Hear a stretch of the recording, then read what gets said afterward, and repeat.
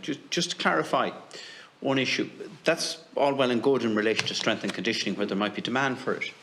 But what happens if you're someone that's on the CE scheme who would have an interest in becoming a blacksmith or an apprentice to a blacksmith, where the cost of doing that course would be, multiples of the €250? You're not going to have, 10 or 20 people within any catchment that's going to do it.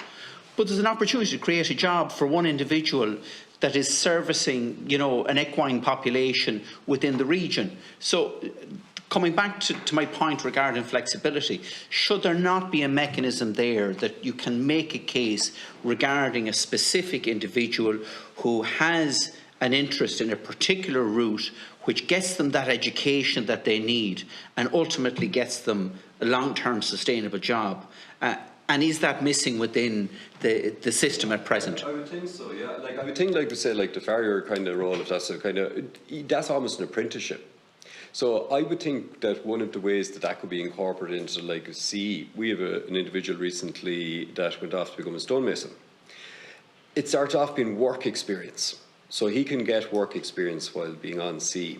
He has that kind of parachute back and safety net of the CE and us looking after him and helping him with his forms and his HAP forms. But at the same time, he's accruing the skill, and eventually the hope being that he will go off. It was kind of a new venture for us, but there was only a certain limited amount of time that we could release him for work experience, or that there was a limited amount of time that we could incorporate him working with the employer while on CE without it impacting his payments. And eventually he was one of the individuals that we say homelessness was borderline, and he just came back to us because he was just afraid to make that leap.